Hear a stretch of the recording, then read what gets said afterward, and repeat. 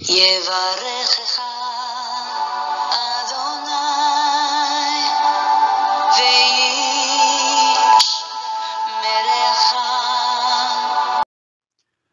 예바레크카 도나이 베시메레카. 사랑하는 성도 여러분, 오늘 하루도 전지전능하신 임마누엘의 하나님께서 여러분에게 복을 주시고 여러분을 안전하게 지켜주시기를 축복합니다. 아멘. 할렐루야. 오늘도 우리의 코에 생명의 새 호흡을 불어넣어 주신 창조주 하나님, 우리의 아버지 여호와를 송축하며 찬양합니다. 우리의 구원자이신 예수 그리스도, 우리의 왕이요 우리의 주인이시요 우리의 영원한 생명의 은인이신 예수 그리스도의 그 존귀하신 이름을 찬양합니다.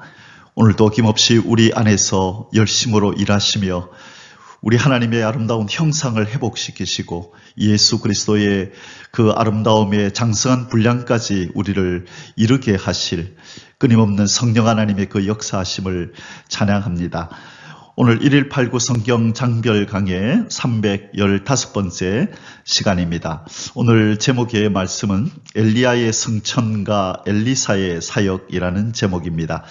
사랑하는 성도 여러분, 우리가 잘 알고 있는 이 엘리야 선지자는요, 이 아합 왕부터 시작해서 아하시아 제기간 동안에 아주 무수한 고난 속에서도 이 하나님께서 주시는 그 힘과 능을 가지고 의연하게 맡은 사명에 충실하였던 그런 선지자였습니다.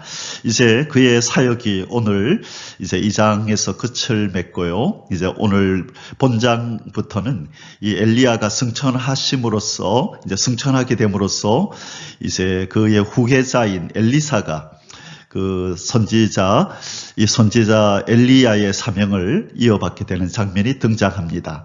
이것은 하나님께서는 하나님의 일을 반드시 하나님의 종들을 통하여 이어가신다는 것을 우리에게 보여주시는 것이라 할 수 있습니다. 하나님은 전지전능하셔서 그분의 일을 스스로 다 하실 수 있지만 하나님은 항상 시대마다 그분의 종을 부르셔서 인간 종을 부르셔서 그분의 구원의 역사를 이어가신다는 것을 우리는 오늘도 여실히 보게 됩니다. 자, 이제 오늘 장부터 이 선지자의 이 사명이 이 엘리야에서 엘리사로 넘어가는 이스라엘의 영적 지도력이 하나님의 뜻과 섭리 가운데서 이렇게 승계가 되는 장면을 우리는 이제 오늘 보게 될 것입니다. 자, 오늘 이 열왕기하 2장을 통하여서 하나님께서 우리에게 어떤 영적 교훈을 주시고 우리는 또 어떤 영적 교훈을 깨달아서 우리의 신앙생활에 적용해야 할지를 살펴보는 시간을 가지도록 하겠습니다.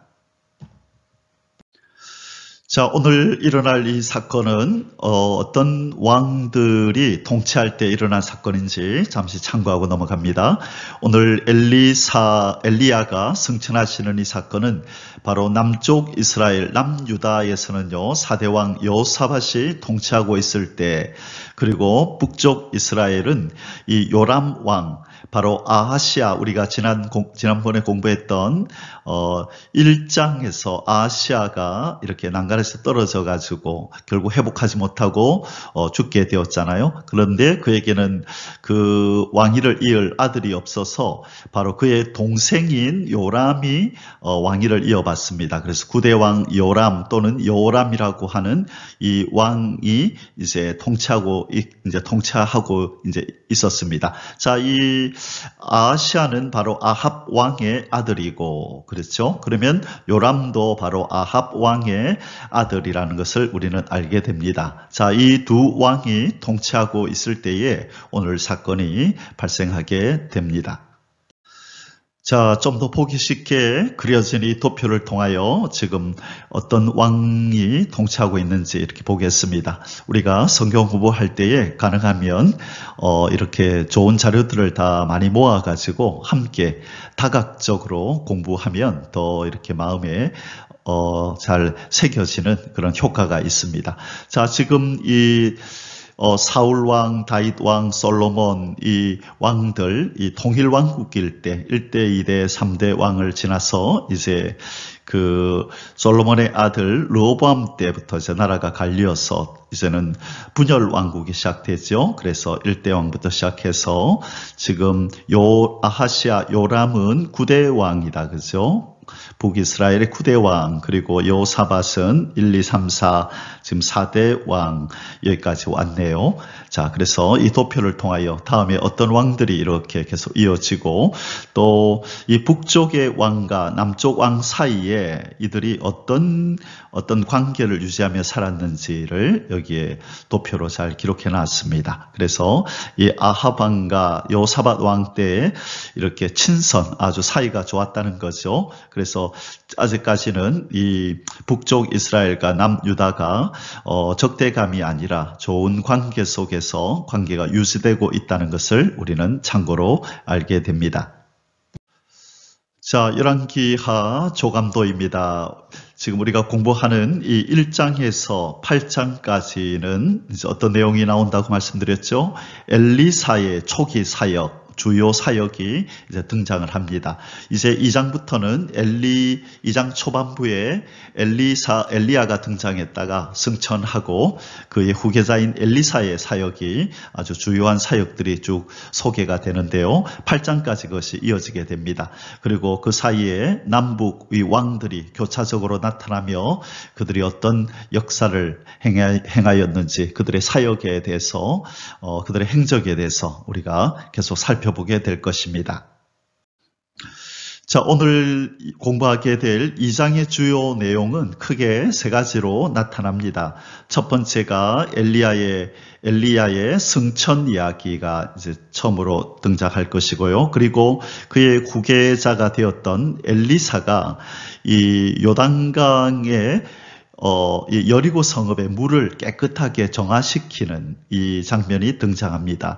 이 여리고 성읍에 물이 좋지 않아 가지고 이 토산이 이제 익지 못하고 떨어지나이다라고 하는 이 보고를 받고 이 하나님이 주신 이 능력으로 이 여리고 성에 물을 깨끗하게 하는 그런 어떤 기적을 행하게 됩니다. 그리고 이제 세 번째 사건이 엘리사를 대머리라고 놀리는 이 아이들이 이제 심판을 받아서 곰에 물려 죽는 사건이 나타납니다. 그래서 오늘 이 2장에서는 요 크게 세 가지 사건을 우리가 다루게 됩니다. 엘리야의 승천 사건, 그리고 엘리사가 여리고의 성읍 물을 깨끗하게 정화시키는 사건, 그리고 엘리사를 대머리라고 놀리던 이 아이들이 곰에 물려 죽는 사건, 이 세 가지 사건을 다루게 됩니다. 자, 오늘 공부하게 될 열왕기하 2장의 주제 구절은 11절로 정하였습니다. 두 사람이 길을 가며 말하더니 불수레와 불말들이 두 사람을 갈라놓고 엘리야가 해오리 바람으로 하늘로 올라가더라. 아멘. 오늘 이 엘리야를 하늘로 승천시키는 이 불수레와 불말들은 이제 그의 후계자인 이제 엘리야를 승천시키는데 그의 후계자인 엘리사에게도 바로 이 불말과 불수레들이 이제 함께하면서 도와주는 그런 장면이 성경에 나타납니다. 어디에 나타나냐면요, 열왕기하 6장에 가면 이 아람의 군대가 이 아람 왕이 이스라엘을 공격하는데 매번 공격할 때마다 패하는 것입니다. 꼭 자기들의 그 전술 전략을 어떤 첩자가 있어서 다 이스라엘에 보고하는 것처럼 이렇게 자꾸 패하게 되니까 자초지종을 알아보는 가운데 이 이스라엘 땅에는 이 엘리사라고 하는 이 신통한 능력을 가진 하나님의 사람이 있어서 자기들이 어떤 계획을 세우든지 다 알아차리고 그 이스라엘 그 군대에게 알리기 때문에 자기들이 이길 수 없다는 것을 알게 됩니다. 그래서 군대들을 파견하는데요. 그 당시에 이 엘리사는 도단성에 이렇게 머물고 있었는데 이 아람의 군대들이 드디어 파견을 이제 받아서 도단성을 호위합니다. 그런데 아침에 일어나 보니까 엘리사의 사환이 종이 보니까 이 도단성에 이 아람의 군대들이 둘러 포위를 하고 있는 것입니다. 그래서 기겁하여 이 자기의 이 그 주인인 엘리사에게 이걸 보고합니다. 그때 엘리사가 이런 말씀을 합니다. 16절인데요. 열왕기하 6장 16절에 대답하되 두려워하지 말라. 우리와 함께 한 자가 그들과 함께 한 자보다 많으니라 하고 기도하여 이르되 여호와여 원하건대 그의 눈을 열어서 보게 하옵소서 하니 여호와께서 그 청년의 눈을 여심해 그가 보니 불말과 불병거가 산에 가득하여 엘리사를 둘렀더라. 아멘. 자, 불말과 불병거들이, 자, 불수레들이 이 엘리사가 머물고 있는 그 도단성을 이렇게 호위하고 있는 것입니다. 자, 그래서 이제 사안이 눈을 떠서 보니까 이제 그게 보이는 거죠. 그렇죠. 하나님의 도우심으로 영안이 열린 것입니다. 이처럼 여기서 우리가 알 수 있는 일은 이 하나님은 보이지 않는 가운데 우리의 영의 눈이 열리면 알겠지만 그렇지 않더라도 우리 하나님은 하나님의 백성들 또 자기의 종들을 반드시 이렇게 지키고 호위하고 있다는 것을 우리는 믿어야 하는 것입니다. 하나님께서 두려워하지 말라 내가 너와 함께 한다고 약속하신 그 말씀은 예나 지금이나 진리인 줄 믿습니다. 언제나 하나님은 자기 백성을 보배롭게 여기고 소중히 여기고 손바닥에 새기고 그렇게 쳐다보시고 지키시는 것처럼 반드시 우리의 삶 속에서 우리가 어느 곳에 있든지 어떤 상황에 처하든지 간에 우리를 지키고 보호하실 것을 믿습니다. 아멘. 할렐루야. 자, 소개해드리고 싶은 성경 구절의 한 구절이 있었는데 제가 깜빡하고 넘어가서 다시 소개해드립니다. 시편 34편 이 7절에 보면 이런 귀한 하나님의 약속의 말씀이 있습니다.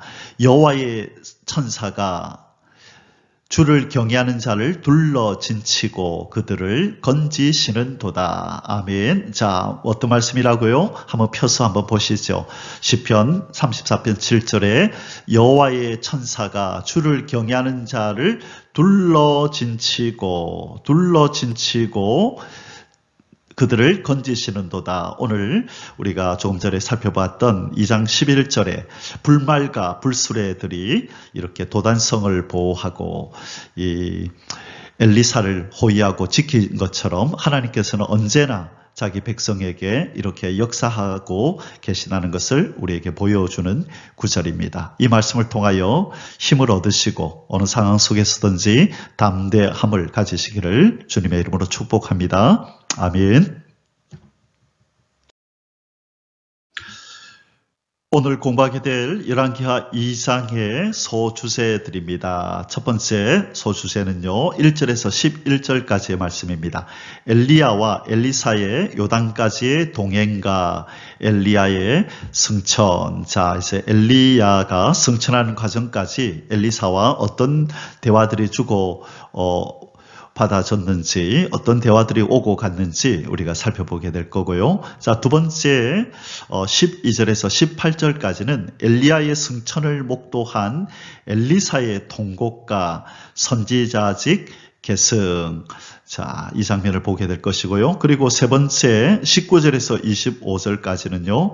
여리고성 수질 정화 이적과 엘리사를 조롱하던 아이들의 죽음입니다. 자, 그래서 크게 첫 번째가 바로 엘리야의 승천 이야기, 그리고 두 번째가 여리고성 이 수질 정화 이야기, 그리고 엘리사를 조롱하던 아이들의 이 죽음 이야기, 이렇게 세 가지 큰 사건이 오늘 열왕기하 2장의 주제들이 되겠습니다. 자, 이제 본론으로 들어갑니다. 첫 번째 소주제입니다. 엘리야와 엘리사의 요단까지의 동행과 엘리야의 승천. 자, 엘리야가 승천한 곳은 이 요단강 바로 그 근방이라는 것을, 근처라는 것을 우리에게 말해줍니다. 1절에서 11절입니다. 1번 여호와께서 회리바람으로 엘리야를 하늘에 올리고자 하심. 1절 앞부분입니다.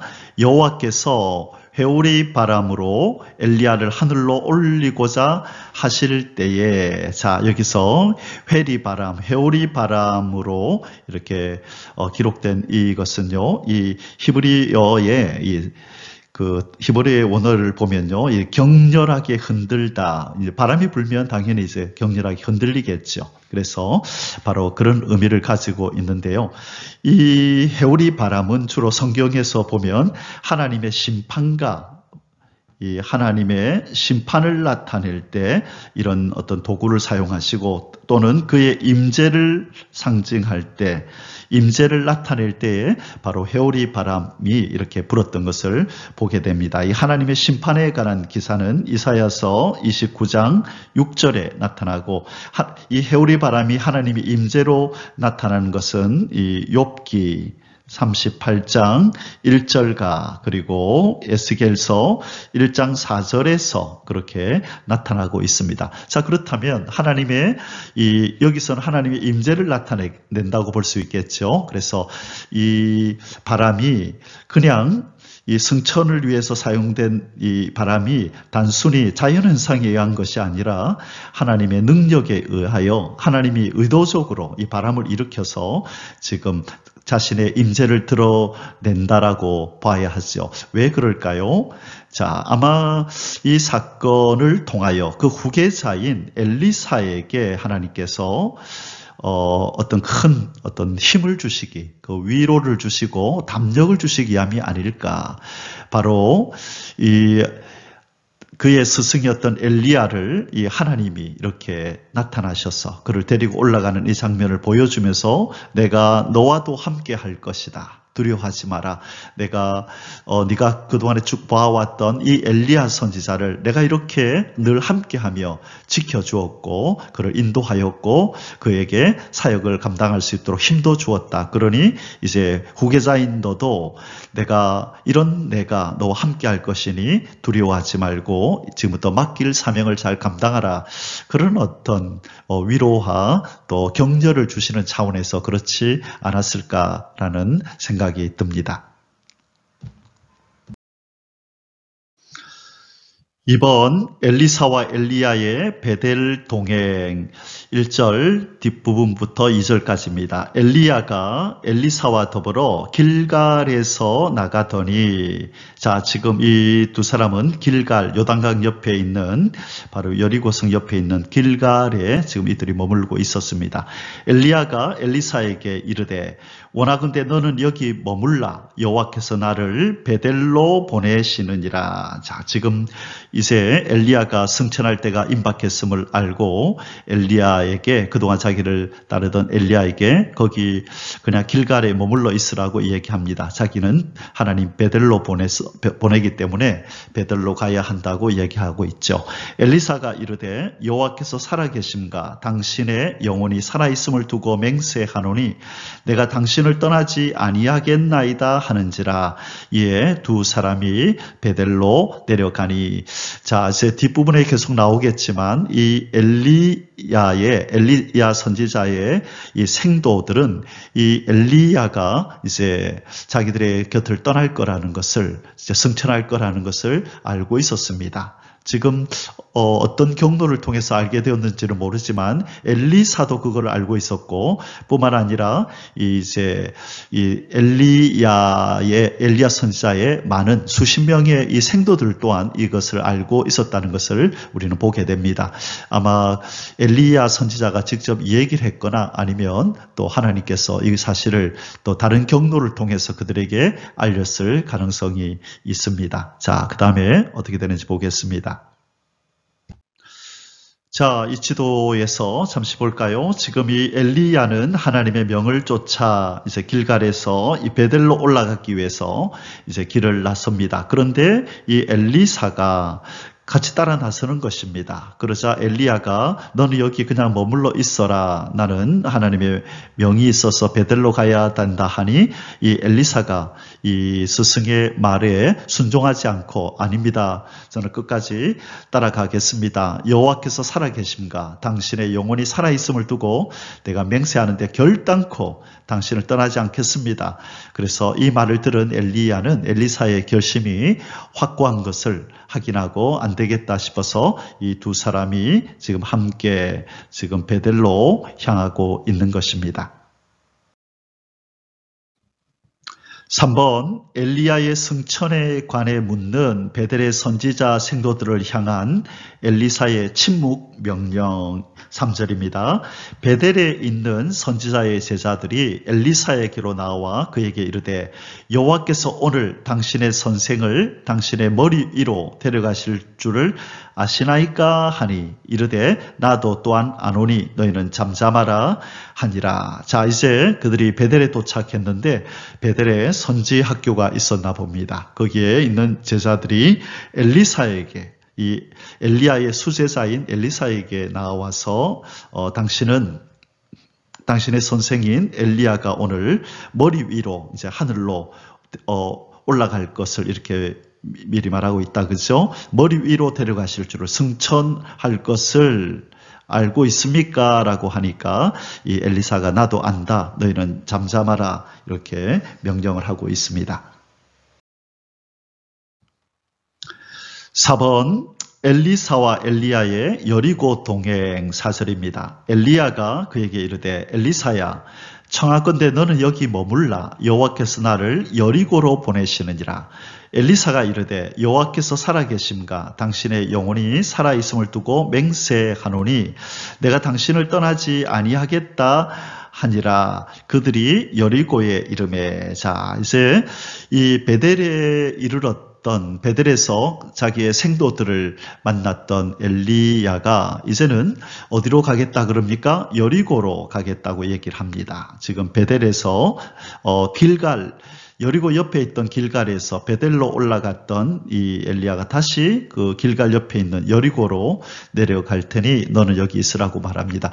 왜 이 엘리야 선지자가 결국 다시 이 부근으로 돌아올 텐데 베델까지 올라갔을까? 하나님이 이제 올라가라 그래서 올라갔지만 이유가 뭘까 생각해 보면 이제 그 제자들과의 이별이 이제 임박해 왔기 때문에 마지막으로 그들에게 유언적인 어떤 말을 남기기 위함이 아니었을까 그런 생각이 듭니다. 성경에 이에 대해서 자세히 기록하고 있지는 않습니다. 자, 이번에도 엘리사는 이 스승의 이 명령을 이제 불순종하려 합니다. 이것 끝까지 난 따라가겠습니다. 이것이 부정적인 면에서 불순종이 아니라 이 스승을 끝까지 스승의 마지막을 끝까지 보고 또 스승에게 부탁하고 싶은 스승의 그 능력을 그도 가지고 싶은 그런 어떤 거룩한 열심, 거룩한 열정, 이 거룩한 갈망이 그 속에 불타오르고 있었기 때문에 이 스승의 명령에 순순히 순종할 수 없었던 것입니다. 자, 이들이 이제 어디에 이르렀나요? 여리고에 이르렀습니다. 자, 지도로 다시 한번 보겠습니다. 첫 번째 이 엘리야와 엘리사가 길갈에 있다가 베델로 올라갔죠. 이번 베델로 갔다가 이제는 어디로 내려가고 있어요? 여리고로 내려갔다라고 얘기하고 있습니다. 자, 길갈의 위치가 어디인가라고 하는 것은 여기도 지도상으로도 길갈하고 물음표, 길갈이 어딜까? 근데 여리고의 하여튼 그 부근에 있었던 그 성이라고 하는 것을 우리는 알 수 있습니다. 그래서 처음에 길갈에 있던 이 두 사람이 베델로 가서 생도들을 만나고 다시 여리고로 왔는데 이 여리고에도 또 이 엘리야의 제자들이 있는 것을 우리는 보게 됩니다. 자, 이제 이 여리고에 있었던 생도들과의 만남에 대한 이야기를 우리 이제 계속 이어서 보겠습니다. 5번 엘리야의 승천에 대해 묻는 여리고의 선지자 생도들을 향한 엘리사의 침묵 명령 5절입니다.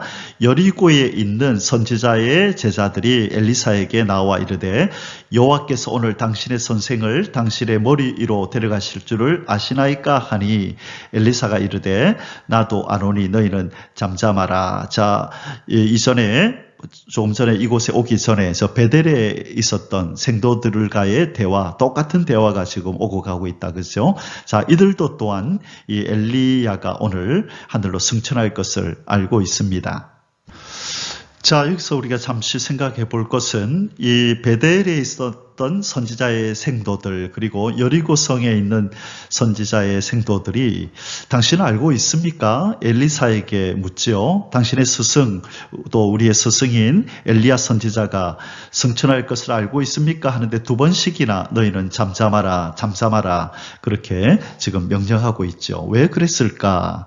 이 학자들은 첫째로 아마 이 이야기를 공개적으로 이렇게 자꾸 얘기를 하다 보면 지금 주변에 있는 다른 백성들에게도 알려져서 자기들의 이 영적인 지도자가 이제 자기들에게서 떠난다는 것을 알게 될 때 백성들에게서 이 소란스러운 일이 일어날 수 있다. 그래서 백성들에게 알리지 않기 위해서 백성들의 소란을 미연에 방지하기 위해서일 거다. 그렇게 해석하는 사람이 있고, 또 두 번째는 지금 아니 그래도 지금 이 엘리사의 마음이 아주 슬픈데 자꾸 그렇게 내 마음을 슬프게 격동시키지 마라. 지금 내 마음이 편치가 않다. 지금 나의 스승이 이제 나를 떠나게 되는데 나의 마음이 참 힘들다라고 내 마음을 격동시키지 마라. 그래서 이 엘리사의 내적인 이 심경을 지금 힘든 심경을 토로하고 있는 장면이다. 그러니 더 이상 언급하지 마라라고 그렇게 말했다라고 어떤 신학자들은 또 그렇게 보는 사람도 있습니다. 자, 그것이 어떤 이유에서든지 간에 이것이 두 가지 다 이유일 수도 있고요. 그죠? 그래서 지금 이 엘리사는 누구보다 이 사실을 잘 알고 있으니 너 더 이상 말을 하지 말라고 다른 생도들을 잠잠케 하고 있는 장면입니다. 6번 엘리사와 엘리야의 요단 동행 6절입니다. 엘리야가 또 엘리사에게 이르되 청하건대 너는 여기 머물라. 자, 여기서 여기는 여리고성이다. 그죠? 여리고에 머물라. 여호와께서 나를 요단으로 보내시느니라. 여기서 요단이라고 하는 것은 요단강을 의미합니다. 요단강. 여리고에서 그렇게 멀지 않습니다. 몇백 미터 안 되는데요. 이 여리고 바로 옆에 요단강이 흐르고 있었거든요. 요단으로 보내시느니라 하니 그가 이르되 여호와께서 살아계심과 당신의 영혼이 살아있음을 두고 맹세하노니 내가 당신을 떠나지 아니하겠나이다 하는지라. 이에 두 사람이 가니라. 벌써 세 번째 이 엘리사는 이 스승의 이 명을 어깁니다. 자, 이것을 부정적으로 보면 안 된다 그랬죠. 자, 이 엘리사 그 심령 속에서는 이 스승이 행했던 이 놀라운 기적의 역사, 능력의 역사를, 이 힘을 자기도 그렇게 가지기를 원했다는 것을 우리는 알고 있습니다. 그래서 나중에 스승이 네가 뭘 원하느냐 그럴 때 당신의 영감에 갑절을 원하나이다라고 주저없이 말하는 것을 통해서 이 엘리사의 심정 속에서는 바로 자기 스승 엘리야가 가졌던 이 힘과 능력을 자기도 계승을 해서 자기도 소유해서 하나님을 위하여 힘있게 사역하기를 원하고 있었다는 것을 우리는 보게 됩니다. 세 번씩이나 거부하는 그의 자세 속에서 우리는 하나님 말씀을 우리는 떠올리게 됩니다. 잠언 8장 17절에 보면 이런 말씀이 있죠. 나를 사랑하는 자들이 나의 사랑을 입으며 나를 간절히 찾는 자가 나를 만날 것이니라. 간절히 찾는 자가 나를 만날 것이니라. 자, 잠언에서는 이 지혜가 지혜가 이렇게 말을 하는 것처럼 지혜는 나를 간절히 찾는 자가 만날 것이다. 그런데 여기서 잠언에서 지혜는 바로 예수 그리스도를 나타내기 때문에요. 꼭 예수님께서 이렇게 말씀하시는 것과 동일한 내용이죠. 나를 간절히 찾는 자가 나를 만나게 된다. 나를 사랑하는 자들이 나의 사랑을 입으며 나를 간절히 찾는 자가 나를 만날 것이니라 라는 이 귀한 구절처럼 이 엘리사는요, 이 엘리야 선지자의 힘과 능력과 이 권능을 하나님으로부터 부여받은 이 힘과 영역을 그는 간절히 사모하고 그것을 간절히 사랑했던 것입니다. 그래서 결국 우리가 그 결과를 아는 것처럼 갑절의 영감을 받아서 힘있게 사역할 수 있었던 것이죠. 또한 한 구절 더요. 히브리서 11장 6절에 우리가 잘 아는 구절이 나옵니다. 믿음이 없이는 하나님을 기쁘시게 하지 못하나니 하나님께 나아가는 자는 반드시 그가 계신 것과 또한 그가 자기를 찾는 자들에게, 자, 우리 한국 성경에는 그냥 단순하게 찾는 자다 이렇게 나와요. 자기를 찾는 자, 자기를 찾는 자. 그런데 이 원어 헬라어 성경과 영어 성경에 보면 꾸준히 찾는 자, 계속해서 찾는 자라는 뉘앙스를 담고 있습니다. 그래서 하나님은 한두 번 찾아서 만나지는 분이 아니라 하나님은 꾸준히 쉬지 않고 하나님을 앙망하고 찾고 그렇게 부르짖는 자에게 만나주시고 그에게 찾은 바 되어지고 그에게 상을 주시는 이심을 말씀하고 있습니다. 인내가 필요한 거죠. 믿음이 필요한 것입니다. 그러므로 우리도 오늘 이 엘리사 이 선지자처럼 이런 거룩한 이 영역에 대한, 거룩한 힘에 대한, 이 거룩한 은혜에 대한 간절한 열망과 갈망이 우리 심령 속에 자리하되 끊임없이 쉼없이 그것을 우리가 구하고 그것을 발동하여서 하나님의 은혜를 구하는 하늘의 사람이 되어야 될 줄 믿습니다. 아멘. 할렐루야. 7번 엘리야와 엘리사의 요단강 도와. 자, 이제 엘리야와 엘리사가 요단강을 건너는 장면입니다. 7절에서 8절. 선지자의 제자 50명이 가서 멀리 서서 바라보매 그 두 사람이 요단가에 서 있더니 엘리야가 겉옷을 가지고 말아 물을 치매 물이 이리저리 갈라지고 두 사람이 마른 땅 위로 건너더라. 아멘. 자, 이제 이 여리고에 있던 이 선지자 생도들도요. 이 엘리야의 제자들도 이 어떤 일이 벌어질까 싶어서 멀리서 이렇게 바라보고 있는데, 그러니까 여리고에서 보인다는 거죠. 그래서 멀리 서서 바라보고 있는데 이 엘리야와 엘리사 두 사람이 이제 강가에 섰습니다. 그때 엘리야가 자신의 겉옷을 벗어서 두로 말아서 이 요단 강물을 내리치니 이 물이 이리저리 갈라지고 두 사람이 그 마른 땅 위로 건너서 요단강을 이제 건너갔네요. 이 마른 땅 위를 걸어서 건너갔다. 기적이 일어난 거죠. 이전에 이 여호수아가 이스라엘 백성들을 데리고 이 가나안 땅으로 들어갈 때에 그렇게 갈라졌던 요단강이 이제 또 한 번 갈라지는 일이 벌어지고 있습니다. 이 또한 하나님의 기적의 역사입니다. 자, 이것이 이스라엘 지도죠. 지금 이 여리고에서 이 생도들과의 만남을 끝으로 지금 이제 요단강을 건너가는 장면, 50명의 생도들이 멀리 서서 바라보고 있고, 이 엘리야와 엘리사 두 사람은 이렇게 요단을 건너서 지금 이 요단강 건너편으로 가고 있는 장면입니다. 그래서 이제 이 여리고에 있었던 생도들과는 이제 이별을 하고 여기서는 단 둘이서만 지금 하나님의 역사를 기다리고 있는 장면입니다.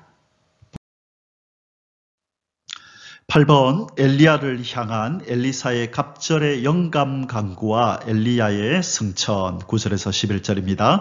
건너매 엘리야가 엘리사에게 이르되 나를 내게서 데려감을 당하기 전에 내가 너에게 어떻게 할지를 구하라. 자, 무엇을 원하느냐라고 엘리사에게 무엇이든지 요구하라고 제의하고 있습니다. 자, 이제 엘리사는 무엇을 지금 엘리야에게 구하는지 그의 이제 속마음을 그동안에 품고 있었던 그의 간절한 열망을 이제 알 수 있는 내용이 나옵니다. 엘리사가 이르되 당신의 성령이 하시는 역사가 갑절이나 내게 있게 하소서 하는지라. 이 엘리사는 정확히 알고 있죠. 그의 스승 엘리야가 행하는 이 모든 일들의 근원이 바로 성령이 하시는 일이라는 것을 알고 있는 것입니다. 인간 엘리야가 행하는 일이 아니라 그 속에 역사하시는 하나님의 성령이 이 일을 하고 있다는 것을 그는 잘 알고 있어서 그 성령의 역사에 갑절을 자기에게 달라고 구합니다. 자, 이 말을 들은 엘리야의 대답입니다. 이르되 네가 어려운 일을 구하는도다. 당연하죠. 이것은 자기 마음대로 줄 수 있는 일이 아니잖아요. 그것은 성령 하나님의 소관이요. 하나님의 소관인데 자기가 알겠다라고 선뜻 대답할 수 있는 일이 아니었기 때문에 이렇게 대답할 수밖에 없었습니다. 그러나 나를 내게서 데려가시는 것을 네가 보면 그 일이 내게 이루어지려니와 그렇지 아니하면 이루어지지 아니하리라. 이 엘리야는 하나님 주시는 그 입술의 권세로 이렇게 예언을 합니다. 하나님은 그의 이 말씀을 듣고 그대로 실행하시겠죠. 자, 내가 너에게서 떠나가는 것을 보면 네 요구가 이루어질 거다. 그렇지 아니하면 이런 일이 이루어지지 않으리라 얘기를 합니다. 두 사람이 길을 가며 말하더니 자, 요단을 건너서 계속 지금 걸어가고 있네요. 그때에 불수레와 불말들이 두 사람을 갈라놓고 엘리야가 해오리 바람으로 하늘로 올라가더라. 자, 이제 하늘로부터 불말과 불수레가 내려와서 엘리야와 엘리사 사이를 가르고 엘리사에게 떨어지라고 이제 명하는 것 같죠. 그리고 해오리 바람이 내려와서 이 엘리사를 이렇게 하늘로 이렇게 태워서 하늘로 승천을 시키고 있는 장면입니다. 자, 이 이후에 이제 어떤 일이 벌어지는지 계속 보도록 하겠습니다. 자, 이제 두 번째 소수세를 공부하겠습니다. 이번 엘리야의 승천을 목도한 엘리사의 통곡과 선지자직 계승 12절에서 18절입니다. 1번 엘리야의 승천을 목도한 엘리사의 통곡 12절 엘리사가 보고 소리 지르되 내 아버지여 내 아버지여 이스라엘의 병거와 그 마병이여 하더니 다시 보이지 아니하는지라. 이에 엘리사가 자기의 옷을 잡아 둘러 찢고. 자, 여기에서 우리는 지금 엘리사의 이 스승을 떠나보내는 엘리사의 슬픔이 얼마나 큰지를 우리는 볼 수 있습니다. 소리 지르되라고 하는 이 소리 지른다라고 하는 이 히브리어 원어는요, 메차에크라고 하는데 이것은 울부짖다라는 뜻입니다. 울부짖다. 얼마나 슬펐든지 그 울부짖는 그의 슬픈 심정을 생생하게 표현하고 있는 장면입니다. 자, 그리고 이제 우리가 또 보게 될 것은 이 엘리사는 엘리야를 내 아버지요, 내 아버지요, 아버지라고 이렇게 부르고 있죠. 이것은 친아버지와 이 부자 관계, 아버지와 아들의 관계가 아니라 지금 스승에 대한 깊은 존경과 지금 사랑을 지금 표현하고 있는 겁니다. 그가 얼마나 이 엘리야 선지자를 사랑하고 존경하고 정말 친아버지 이상으로 그가 생각하였는지를 보여주는 장면입니다. 자, 그리고 자기 옷을 잡아 둘러 찢고 우리가 익히 알고 있는 바와 같이 이스라엘 사람들이 옷을 찢는 것은 이것은 슬픔을 표현하는 방식이죠. 슬픔이 얼마나 큰지를 보여주는 그런 내용입니다. 자, 그래서 지금 이제 드디어 엘리사는 스승 엘리야를 떠나 보내고 이제 마음이 참 무거웠을 것입니다. 여러 가지 감정들이 그의 마음에 자리했을 것입니다. 이제 스승을 떠나보내는 섭섭함, 슬픔, 그러나 이제 또 이 스승이 행했던 이 사역을 자기가 이어가야 한다고 하는 이 부담감, 이런 모든 여러 가지 감정들이 그의 마음에 스치고 지나갔을 것입니다.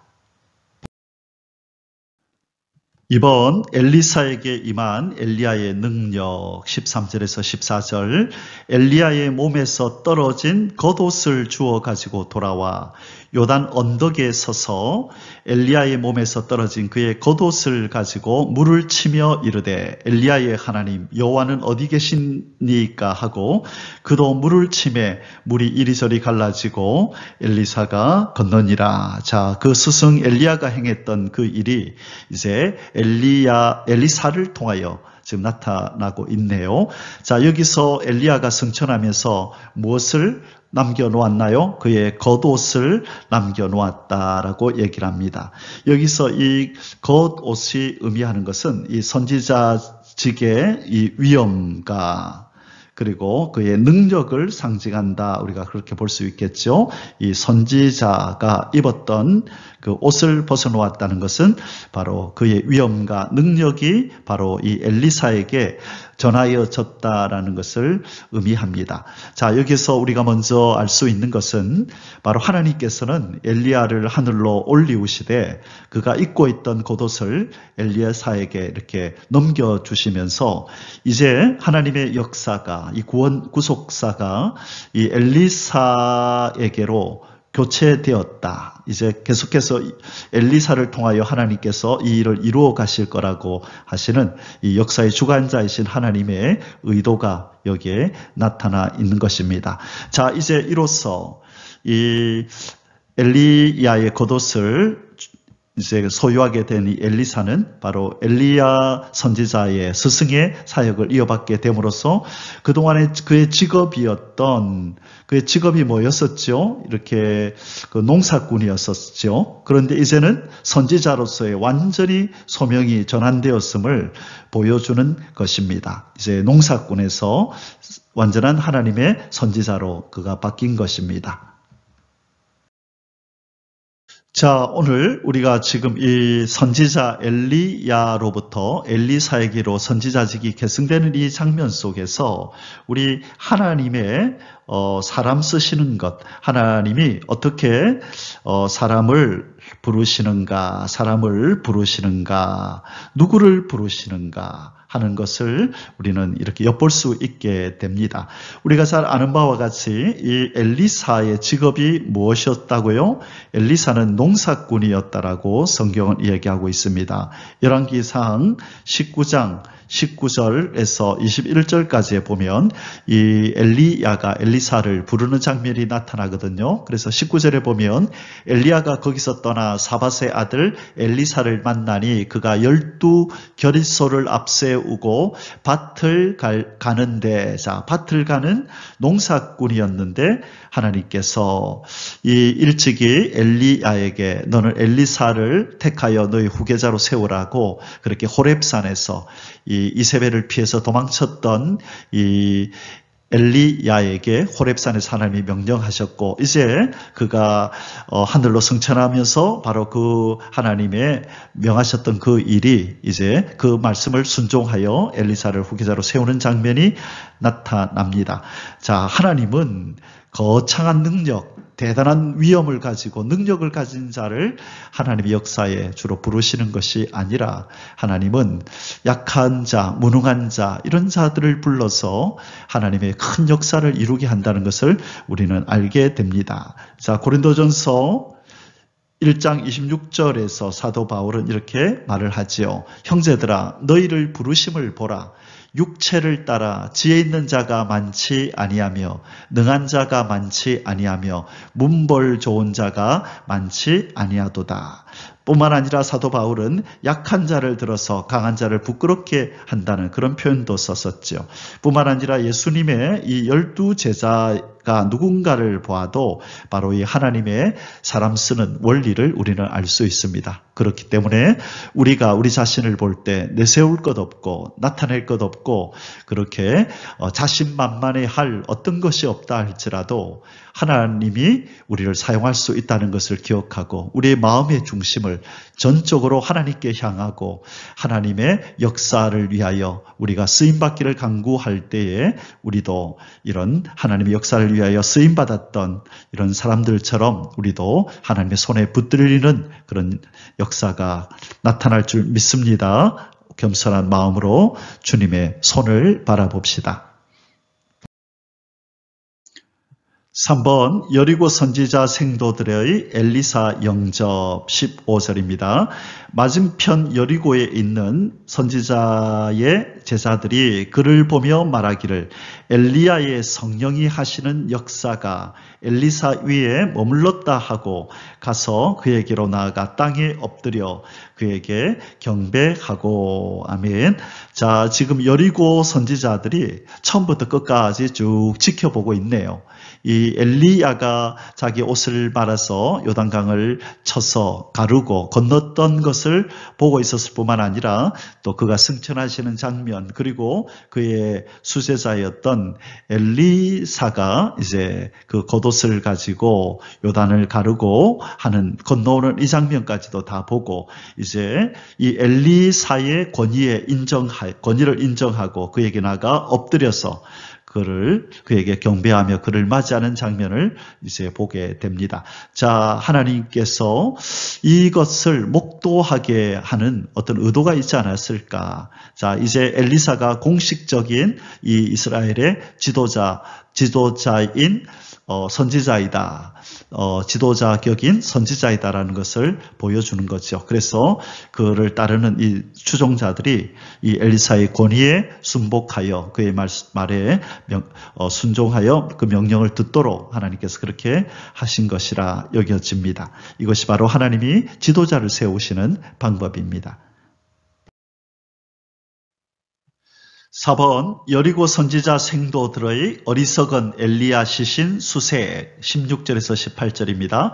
그에게 이르되 당신의 종들에게 용감한 사람 50명이 있으니 청하건대 그들이 가서 당신의 주인을 찾게 하소서. 염려하건대 여호와의 성령이 그를 들고 가다가 어느 산에나 어느 골짜기에 던지셨을까 하나이다. 자, 말도 안 되는 지금 추측을 하고 있죠. 하나님께서 기적적인 방법으로 그를 승천시켰는데 하나님이 실수로 아니면 그에게 진노하여서 그를 도로 땅에다 떨어뜨렸을지 모르니 혹시나 모르니 찾으러 가봅시다라고 이 어리석은 이야기를 하고 있습니다. 그래서 이들이 바로 엘리야를 계승하는 선지자가 될 수 없는 거죠. 이런 식으로 말하는 사람이 어떻게 영적인 지도자가 될 수 있겠습니까? 자, 이 말을 들은 엘리사가 대답합니다. 엘리사가 이르되 보내지 말라 하나 무리가 그로 부끄러워하도록 간청하며 보내라 한지라. 보내지 말라고 했는데도 계속해서 아니다고 우리 꼭 한번 찾아보자고 분명히 땅에 떨어져 있을 거라고 이렇게 자꾸 얘기를 하니까 알겠다 그러면 한번 보내봐라 라고 어쩔 수 없이 엘리사가 그들의 말대로 하라고 합니다. 그들이 50명을 보냈더니 사흘 동안을 찾되 발견하지 못하고 3일 동안 찾았는데 발견하지 못했답니다.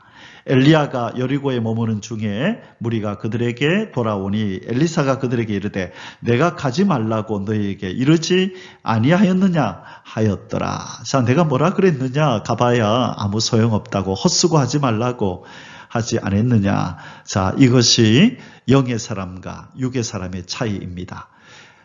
논리적으로 생각해 보면 왜 하나님께서 땅에 떨어뜨려서 엘리야를 그냥 하늘로 데려가지 않고 땅에 떨어뜨릴 것 같으면 그에게 능력을 주셔서 요단강을 가르게 하고 또 하늘에서 불말과 불수레가 내려오고 회리바람이 내려와서 그를 기적적인 방법으로 하늘로 승천시켰겠어요. 그렇게 하신 하나님이라면 끝까지 엘리야를 책임지고 하늘로 승천시켰을 것이라고 그런 생각을 해야만 하는데 이 믿음 없는 이 사람들은 이름만 생도들이고 제자들이지 전혀 믿음 없는 하나님에 대해서 지식이 없는 그런 행동을 하고 있는 것입니다. 자, 우리가 이 엘리야의 승천과 엘리사가 갑절의 영감을 받은 이 사건을 이제 마무리하면서 우리가 이 속에서 예수 그리스도의 사역 을 우리가 엿볼 수 있습니다. 우리 신학자들도 이 부분을 동일하게 얘기하는데요. 그것은 엘리야의 승천은 예수 그리스도의 승천을 의미하는 것이고, 그리고 그가 승천한 후에 겉옷이 이 엘리사에게 주어질 때 이 엘리사가 갑절의 영감을 받은 이 사건은 바로 예수님이 승천한 후에 성령이 임하여 곧 겉옷이 떨어지는 것처럼요. 성령이 오순절날 강림하여 거기에 있던 120명 문도에게 성령의 능력이 임하여서 힘있게 복음 전파를 할 수 있었던 것의 예표적인 사건이다. 그렇게 이야기를 합니다. 참고로 우리가 알고 있으면 성경을 이해하는 데 도움이 되겠습니다. 자, 이제 우리 세 번째 소수세, 마지막 소수세를 공부하겠습니다. 여리고성 수질 정화 이적과 엘리사를 조롱하던 아이들의 죽음, 19절에서 25절입니다. 1번 엘리사의 여리고성 수질 정화 이적 19절에서 22절 그 성읍 사람들이 엘리사에게 말하되, 자, 이 그 성읍이라고 하는 것은 여리고성을 의미합니다. 우리 주인께서 보시는 바와 같이 이 성읍의 위치는 좋으나 물이 나쁨으로 토산이 익지 못하고 떨어지나이다. 위치는 좋죠. 거기가 어디냐면 바로 요단강에서 그렇게 멀지 않거든요. 그래 위치는 아주 최상의 위치인데 왠지 모를 이유 때문에 물이 나빠서 토산이 그 농산물들이 익지 못하고 자꾸 떨어진다는 거예요. 뭔가 이 물의 상태에 뭐가 문제가 생긴 것입니다. 엘리사가 이르되 새 그릇에 소금을 담아 내게로 가져오라 하매 곧 가져온지라. 엘리사가 물 근원으로 나아가서 소금을 그 가운데 던지며 이르되 여호와의 말씀이 내가 이 물을 고쳤으니 이로부터 다시는 죽음이나 열매 맺지 못함이 없을지니라 하셨느니라 하니 그 물이 엘리사가 한 말과 같이 고쳐져서 오늘에 이르렀더라. 아멘. 자, 여리고에 사는 사람들이 이제 우리 주인께서라고 이렇게 표현을 하고 있네요. 그죠? 이제 엘리사에게 우리 주인께서라고 이 표현을 하는 것으로 보아 그들이 엘리사의 권위를 인정하는 것으로 우리가 인정하고 있다는 것을 알게 됩니다. 자, 그런데 이 상식 밖에 지금 엘리사가 행동을 하고 있네요. 물이 좋지 않다고 하는데 그 근원으로 가서 소금을 지금 뿌리고 있습니다. 자, 물에다 소금을 뿌리면 더욱이 이 물이 상태가 안 좋아지는 것이죠. 어떻게 소금물을 이렇게 주는데 그 농산물들이 과목들이 잘 자랄 수 있겠습니까? 그렇죠? 농산물들이 더 잘 자랄 수 있겠어요? 이건 말이 되지 않죠. 그런데 이 일을 자기가 원해서 이렇게 했을까요? 아니면 하나님이 이렇게 명령하셨을까요? 하나님께서 그렇게 명령하신 것을 우리는 봐야지요. 어디에서 그것을 우리가 알 수 있나요? 자, 21절에 엘리야가 물근으로 나아가서 소금을 그 가운데 던지며 이르되 여호와의 말씀이 내가 이 물을 고쳤으니 이로부터 다시는 죽음이나 열매 맺지 못함이 없을지니라 하셨느니라. 자, 이 말씀을 하신 하나님이 어떻게 하라고 소금을 그곳에 던지라고 이 말씀을 안 하셨겠습니까? 자, 상식 밖의 행동. 그렇지만 여호와 하나님의 말씀이 있고 하나님이 의도하시면 반드시 그 결과가 아름답게 나타난다는 것을 우리는 보게 됩니다. 대표적으로 하나님이 하신 말씀인데 인간의 논리로, 인간의 이성으로 이해 안 되는 사건이 있었죠. 이 독뱀에 물려 죽어가는 이스라엘 백성들을 향하여 하나님께서는 모세에게 장대에다가 놋뱀을 달아서 보게 하라. 그러면 나으리라. 이것이 이해가 되나요? 독뱀에 물려 죽어가면 독을 빼는 어떤 무슨 약초를 주거나 아니면 신통한 그 영역으로 기도해서 뭔가 낫게 해야 될 텐데 아이들 장난도 아니고 나무에다가 놋뱀을 달아서 얘들아 쳐다봐라 낫는다라고 말하니 이것이 논리에 맞지도 않고 이성적으로 이해되지 않는 그런 어떤 사건이잖아요. 근데 하나님이 그렇게 명령하셨어요. 이것은 이제 궁극적으로 예수 그리스도의 십자가를 의미하고 예표하고 상징하는 것이잖아요. 자, 하나님께서 명하시면 천지도 창조되고 하나님이 명하시면 홍해도 갈라지고 하나님이 명하시면 여리고도 무너지고 죽은 자도 살아나는 그 역사가 여호와의 말씀에 있는 줄 믿습니다. 여호와의 말씀은 능력이 있고 여호와의 말씀은 역사가 나타나는 바로 그런 힘이고 권능인 줄 믿습니다. 그래서 우리는 하나님의 약속의 말씀을 붙들어야지 눈에 보이는 이렇게 불리하게 보이는 상황과 어떤 여건들을 보면 안 된다는 거예요. 그래서 우리는 여호와의 말씀을 잘 주의 깊게 듣고 보고 또 이 말씀의 그 권위를 인정하면서 신실하신 여호와의 말씀을 믿고 그렇게 살아갈 때 그 말씀의 기운이 우리의 삶 속에 또 우리의 환경 속에 나타날 줄 믿습니다. 말씀으로 역사하시는 여호와 하나님 그 신실하심을 찬양합니다. 할렐루야. 이번 엘리사를 조롱하던 아이들에게 임한 엘리사의 저주 23절에서 24절 엘리사가 거기서 베델로 올라가더니 그가 길에서 올라갈 때에 작은 아이들이 성읍에서 나와 그를 조롱하여 이르되 대머리여 올라가라 대머리여 올라가라 하는지라 엘리사가 뒤로 돌이켜 그들을 보고 여호와의 이름으로 저주하매 곧 수풀에서 암콤 둘이 나와서 아이들 중에 42명을 찢었더라. 아멘. 자, 비극적인 일이 벌어졌네요. 여리고에서 이제 베델로 올라가는 이 엘리사에게 이 그 노정에서 이 작은 아이들이 나와서 지금 엘리사에게 대머리여라고 지금 그의 외모를 그렇게 비방하며 비웃으며 그렇게 조롱하는 장면입니다. 아마 이 엘리사가 대머리였던 모양이에요. 자, 그런데 이러한 이 아이들의 행동을 묵과하지 않고 엘리사는 되돌아서 여호와의 이름으로 저주했고 그러자 숲에서 곰 두 마리가 나와서 이 아이들을 찢어 죽였는데 42명이 죽었다라고 얘기를 합니다. 이 사건을 우리는 어떻게 보아야 할까? 아니 어떻게 꼬마 아이들이 하는 이 조롱의 말에 이렇게 심하게 반응하여 저주까지 할 수 있느냐 이렇게 볼 것인가? 아니면 또 다른 관점에서 볼 것인가 하는 것이죠. 자, 먼저 여기서 우리가 생각해야 될 것은 이 작은 아이들의 연령대가 이 연령이 도대체 몇 살이나 되는 아이인가라는 것을 우리는 먼저 알아봐야 되겠죠. 자, 그래서 원어에 보면 우네 아림의 원형 나아르라고 하는 바로 이제 이것은 이 작은 아이란 말은 나아르라고 하는 이 단어에서 나온 표현인데요. 이 이스라엘 사람들에게 있어서 이 나아르라고 하는 이 아이에 해당하는 나이대는요 아주 광범위합니다. 아주 상당히 광범위해서 도대체 몇 살인지를 알 수가 없어요. 그래서 이제 언제부터 이제 이 단어를 쓰느냐 하면요.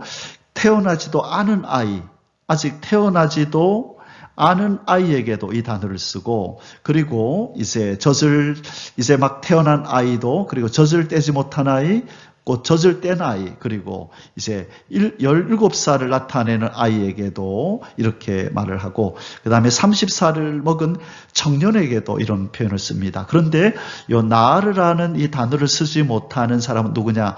결혼을 한 사람은 결혼한 사람에게는 이 단어를 사용하지 않는다는 거예요. 자, 그렇다면 이 아이들이 누구를 몇 살 정도, 몇 살 연령대의 아이들이냐라고 하는 것은 적어도 결혼은 하지 않았다는 것. 그러나 어린아이부터 30살 때까지 어린 아이부터 30살 정도까지에 있는 어떤 아이들이라는 것이죠. 그래서 정말로 어린아이일 수도 있고, 그리고 아니면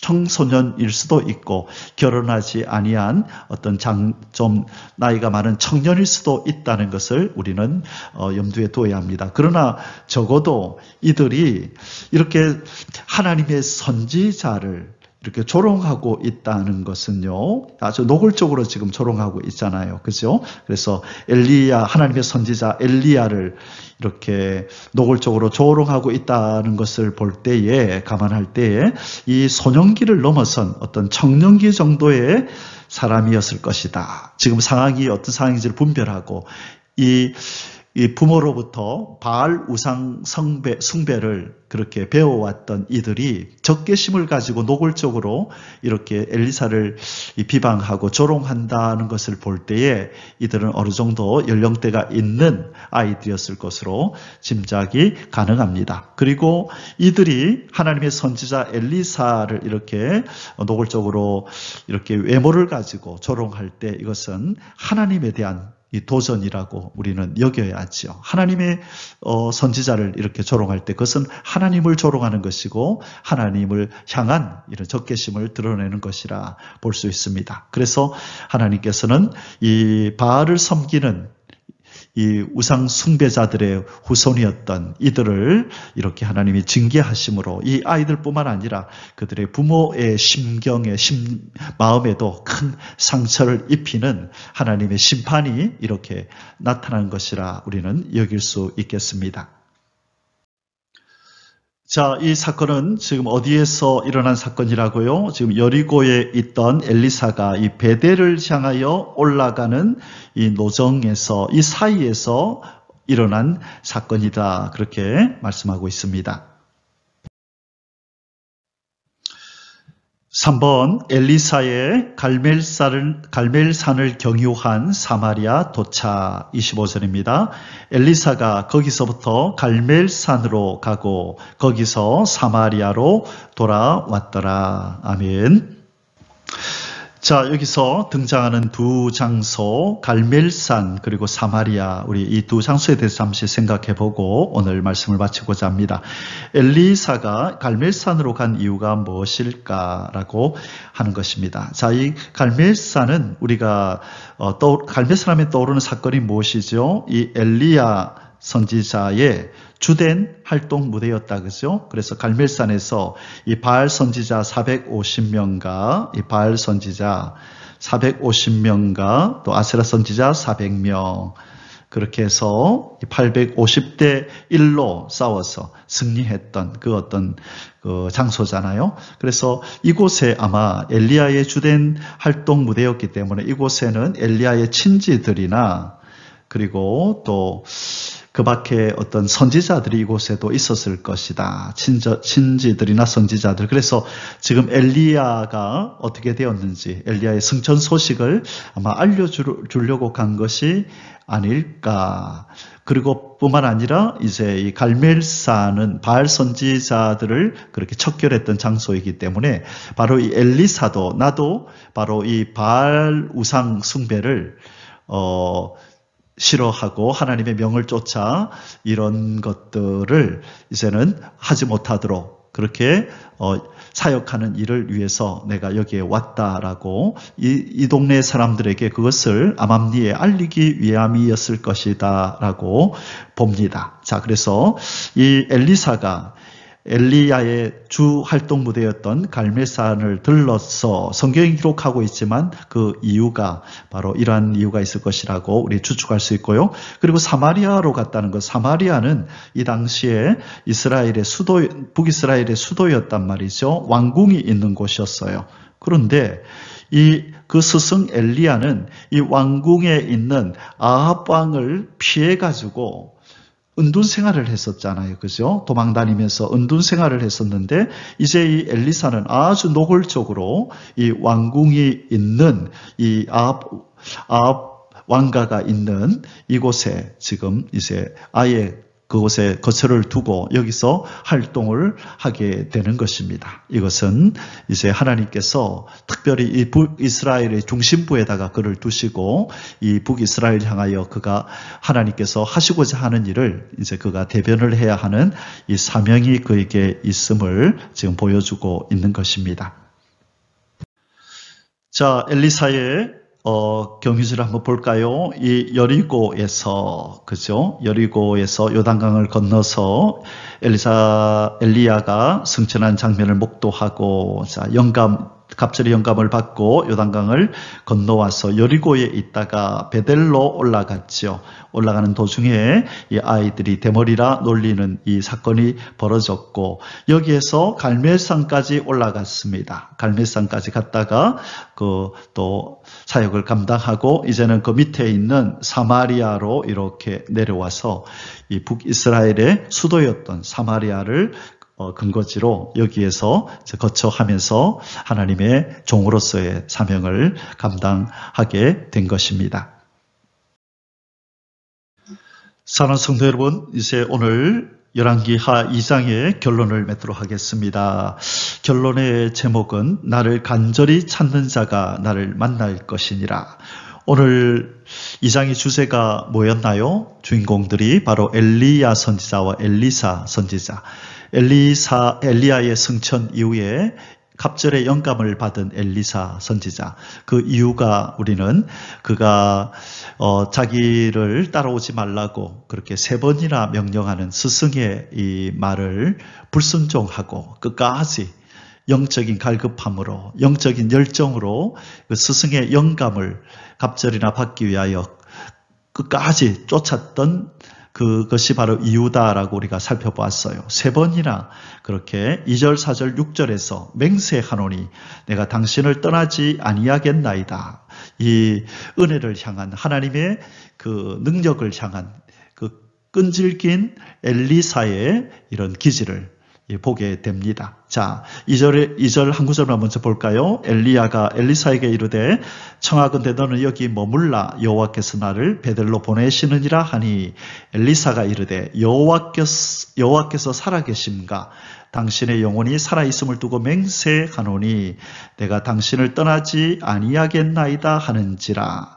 자, 이 내용이 2절에서 나오고 4절에서 나오고 6절에서 3-4번이나 결코 떠나지 않겠다라고 하는 단호한 결단을 보여주므로 엘리야도 이에 포기하고 엘리사가 그를 따르도록 그렇게 허락했다라고 얘기했습니다. 그러면서 우리가 어떤 얘기를 나눴나요? 하나님의 은혜를 구하는 자는 한두 번 구해보고 하나님이 주시지 않는다, 응답하지 않는다, 좌절하고 절망하고 내려놓고 포기할 것이 아니라 하나님의 은혜는, 하나님의 임재는 간절히 찾는 자, 꾸준히 지속적으로 찾는 자에게 주어진다는 것을 기억하고 하나님은 좋은 것을 주시기를 원하시는 분이라는 것을 기억하고 하나님 앞에 영적인 은혜를 간절히 구하는 자가 될 때에 이것을 허락받는다고 말씀드렸어요. 그래서 그것을 우리가 묵상하면서 어떤 구절들을 나눴냐면 잠언 8장 17절 나를 사랑하는 자들이 나의 사랑을 입으며 나를 간절히 찾는 자가 나를 만날 것이니라. 자, 이것은 이 지혜에 대한 이야기지만 또한 지혜의 근본이신 예수님에 대한 이야기도 된다라고 말씀드렸어요. 우리가 예수님을 간절히 찾고 그분의 임재를 간절히 찾을 때 그분의 친밀한 임재가 우리 가운데 임하고 그분의 선물인 성령의 강력한 역사하심이 우리에게 충만히 임할 줄을 믿습니다. 히브리서 11장 6절에 믿음이 없이는 하나님을 기쁘시게 못하나니 하나님께 나아가는 자는 반드시 그가 계신 것과 또한 그가 자기를 찾는 자들에게, 자, 여기에 원어나 영어 성경에서 찾을 수 있지만 한국 성경에서 놓치고 있는 부분이 있다 그랬죠. 제가 가로 안에 써놓은 꾸준히 지속적으로 찾는 자들에게 상 주시는 이심을 믿어야 할지니라. 하나님은, 하나님의 은혜는, 하늘의 좋은 것들은 한두 번 찾는다고 주어지는 것이 아니라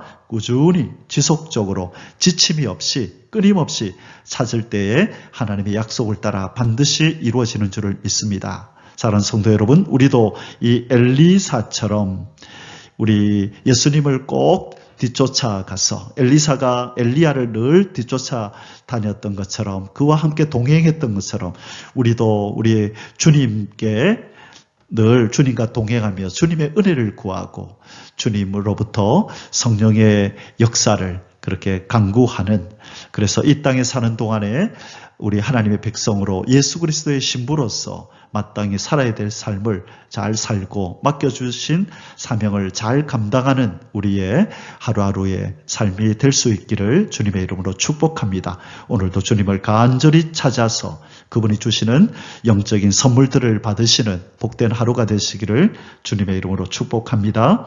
아멘. 할렐루야. יברכך